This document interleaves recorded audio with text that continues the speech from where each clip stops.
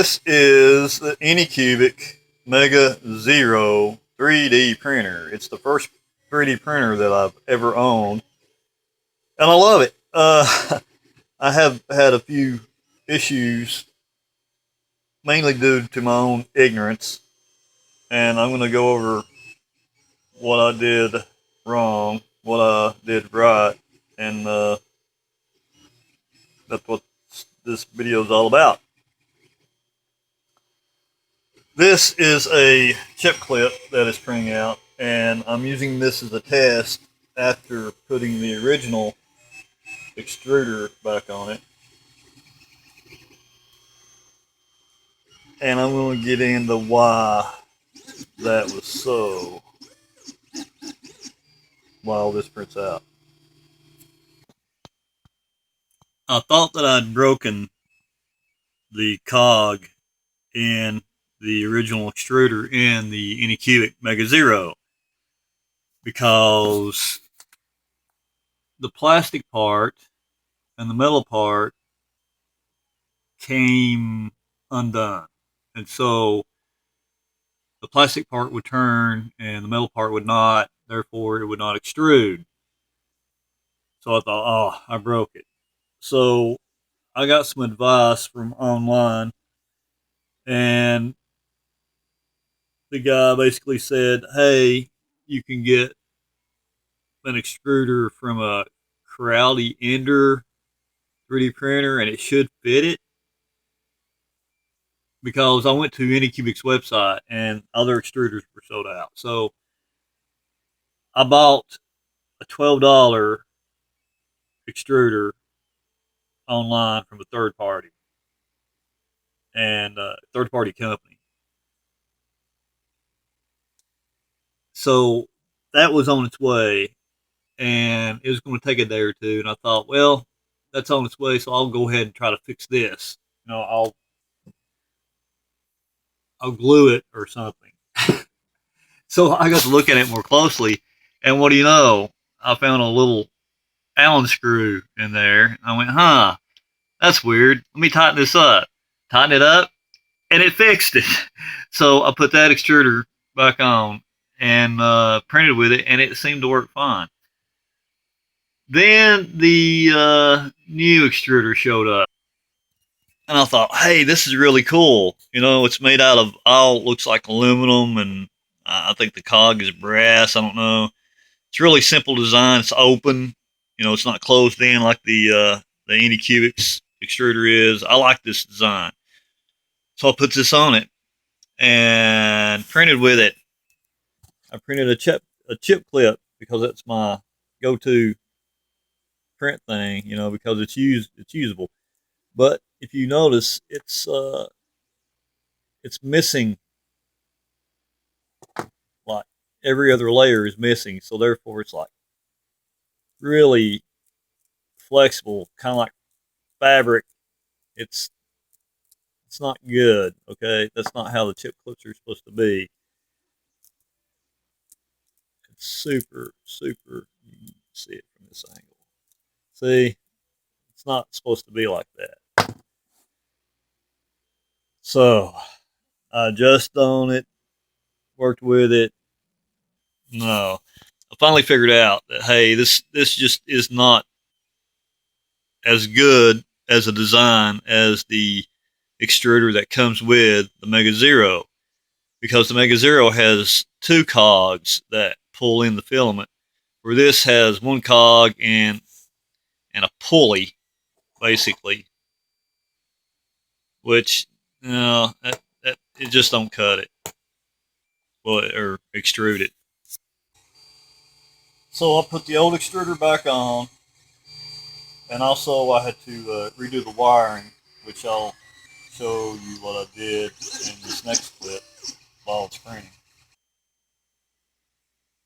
To get the new extruder working, I had to reverse the wires going to the stepper motor for the extruder. So if you've got gray, red, green, black, I had to swap them so it was black, green, red, gray, which reversed the polarity on the extruder so it would run backwards because of the way the new extruder is orientated. It's a right-handed extruder, by the way, that I got from the third party.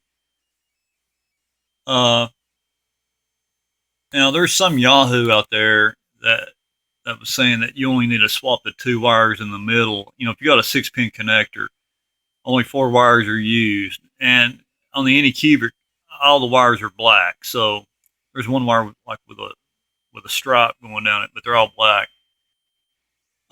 So there's some Yahoo that's showing that you just got to swap the 2 in the middle. Maybe he's got a different stepper motor, but the one I got, no, that just basically made it click and sound terrible. And actually, there's some people left some videos or some comments in his video saying that they ruined their machine with that. I don't know if that's possible, but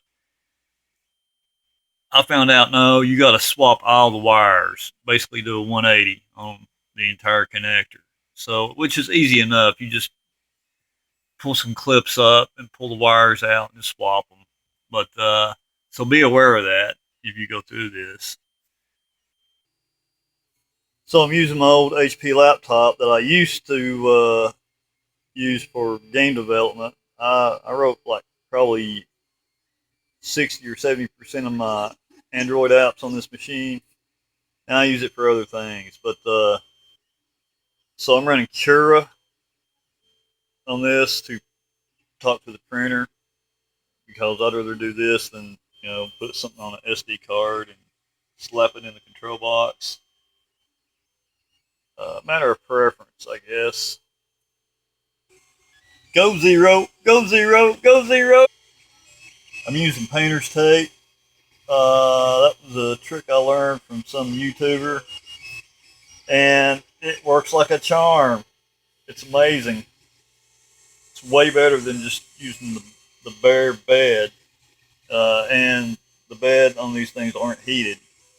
So I guess that makes a difference. But the painter's tape, brilliant idea. But next time, I'm going to get a wider roll.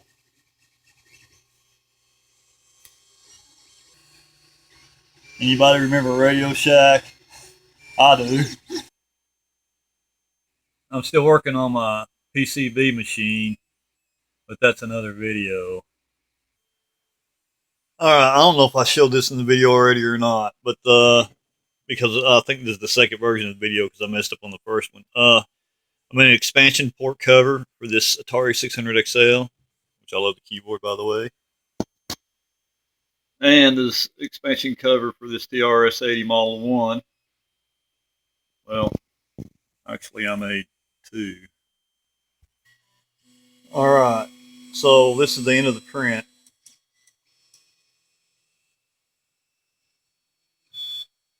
Now, AnyCubic, they sent along this spatula thing.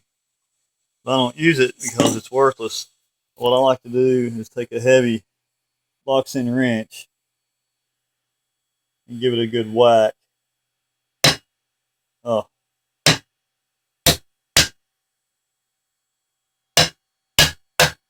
Well, that's not working. I need 2 hands. Hang on. Alright, that worked. It's intact. Now, still a little flimsy right there. It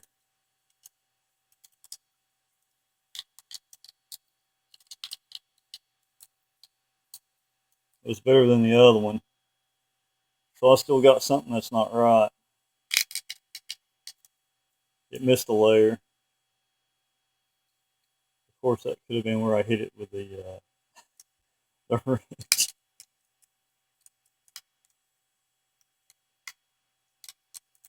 But it's definitely better than the other one.